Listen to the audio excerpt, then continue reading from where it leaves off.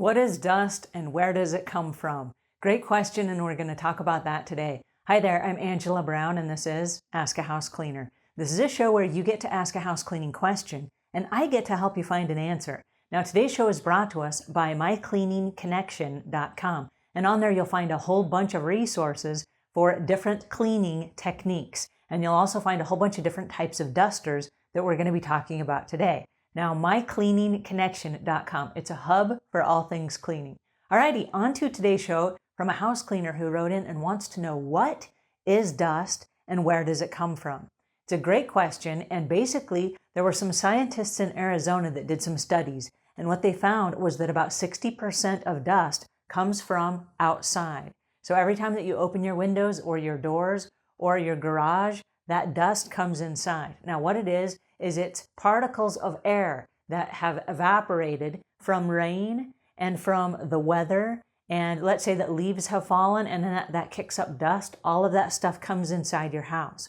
Now there are other things inside our house that equate to the other 40%, and that's stuff that we track in on our shoes. It's stuff that particles from our clothing, or stuff that comes from the fiber in our carpets, or perhaps it's from bedding or linens or the dryer or whatever. There are little bits of particles.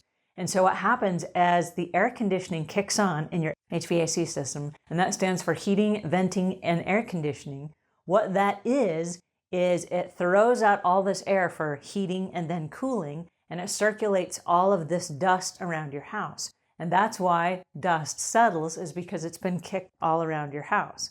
So it's interesting because you can also suck up air in those same air vents. Now we have what are called air filters, and air filters have a MERV rating. That stands for minimum efficiency rating value, and it goes on a scale from 1 to 20.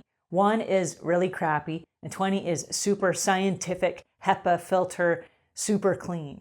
Okay, so the average home ranges somewhere between 9 to 16. That's going to be your average. 9 to 12 is the standard. But if you have a lot of pets and you have extra dust and extra dirt and stuff, you might go with a higher rating. Now, the highest rating, and some people want the best of the best, you actually have to have a specific air conditioning unit that will work with that higher end filter. Because the higher end filters are things that we use for like scientist labs and stuff like that, where the air is so incredibly clean that if you were trying to use that type of filter on a regular air conditioning unit, it would tax the unit too much and it would ruin your filters. It would be ineffective. So 9 to 16 is kind of the average. Now what happens is, as air circulates throughout your house, when the air kicks on again, it scoops that air up into the filter. And that's one of the reasons we want to change our filters on a regular basis. So in order to get rid of dust in your house, there are a couple of things you can do. Number one is prevention, and the other one is maintenance. And so to prevent dust from kicking in, you can close your windows and close your doors so that not a lot of stuff gets in. There are people that when it's cool outside, they want to just open the windows and let the air circulate through the house. But along with that comes a lot of dust. And if you live in the South, during the springtime especially, you get a lot of pollen. Now, pollen is a texture that's almost like a fine glue. And so as it comes in, and you'll notice in the springtime in the South, it will just coat your vehicles, and you'll come out and the whole top of your car will be yellow or yellowish green. Okay, so as that comes into your house, that settles, and it's just this fine, sticky dust. And as it settles, it leaves a weird, icky film on everything. And so in the spring and the summer, and I live in the South, we leave notes with our clients. We're like, hey guys, close your windows, because that stuff sticks in the keyboards, it sticks in the remote controls. It sticks on all of your fine stuff like your television screen. It sticks on your counters. It's just icky. It gets on your blinds. It gets in your carpet. And then that's one of the triggers for allergies. So if you have allergies, you want to minimize the dust in your home. Another way that you can help prevent it and help maintain it is you can use dusters. Now this is a microfiber duster. It's kind of fun. It's got a tiny handle. I wish the handle were a little bit longer, but it's super fun. And it's easy to use, and it's great for things like stair railings, where you have those banister railings with the little designs and decorations in them. This is perfect because it's hard to get inside those little tiny units. And this is great. This is great for pictures. It's great for bookshelves. It goes around a lot of things that are hard to get to. And it's just fluffy, it's easy, and then you can rinse this out and use it again. So it's reusable, and it's just one of my favorite dusters. It's a microfiber duster. The other duster that I'm really fond of is the Swiffer duster. And I'm going to show you this closely if you can see. This has picked up some bugs and lint and stuff. It just captures stuff in here. Now this is a disposable one that we use at customers' houses. It just slides and fits right in the back of my pocket. So the handle is the perfect size. It's always within reach. When I need it, it's just right there. So I don't have to go pick it up or take it around with me or whatever. I always have it with me. And I've been known to go places and still have this with me. If you step outside and you forget, people are like, dude, you got a duster on you. It's kind of fun.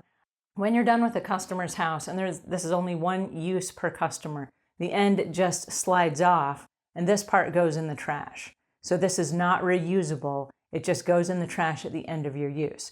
And then this is the handle, and you just buy a new replacement piece and that's your unit.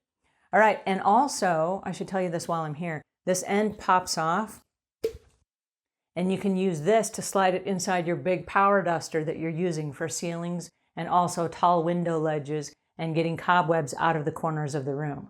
And then when you're done, you just pop this back in. Ta-da! Okay. Now, this is also a microfiber duster, and this is great for walls. So if you get cobwebs on walls, or if you get just dust that's built up on the walls and whatever, this has a really long face to it, and this is also microfiber. And this one has a snap right here that just comes unsnapped. And so you can take this one off as well, and then throw this inside the washing machine. So it's the same concept as the Swiffer duster, but this one is reusable. And so I like this one because it's just more user-friendly for things like walls and ceilings where there's a big space and you want to get a lot done with your dusting. It's also great for baseboards where you don't have to reach down as far, but you can get a big bulk of that with this duster. So that's great. So dust, where does it come from? We track it in from outside, and we circulate it through our windows. It kicks in from the air conditioning vents. It gets sucked out of the air conditioning vents. It circulates throughout our house. So it's really almost impossible to eliminate dust altogether. But like I said, you can prevent it by closing the windows and keeping dust to a minimum. And then also using your dusters to maintain the space that you're in. Alrighty, that's my 2 cents for today. And until we meet again, leave the world a cleaner place than when you found it.